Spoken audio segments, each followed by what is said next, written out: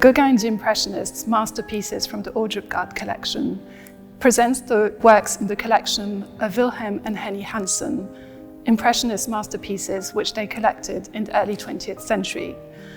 Wilhelm and Henny Hansen collected works by Monet, Sisley, Pissarro, Renoir, but they also collected works by their precursors like Corot and Courbet, as well as masterpieces by Gauguin.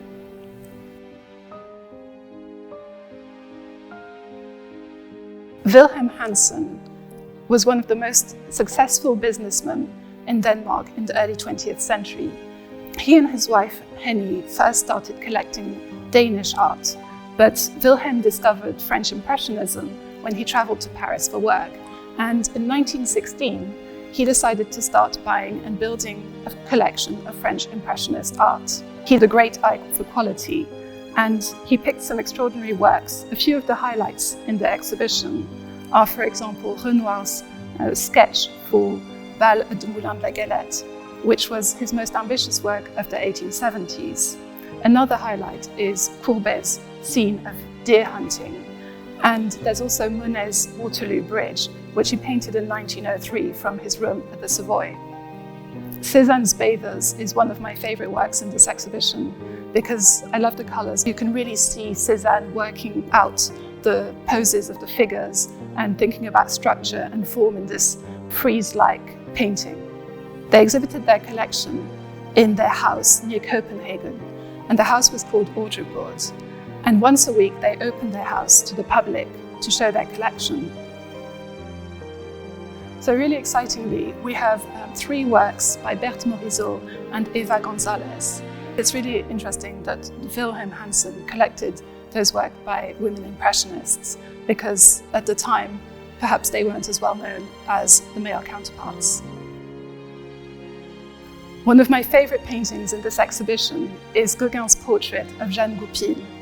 I think it's a really arresting and mesmerizing portrait, particularly because of the contrast between the bright, vivid background and the brown dress and pale face of the little girl.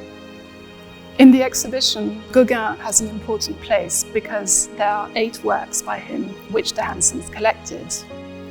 And that reflects Gauguin's importance as an artist in the early 20th century when the Hansens were collecting.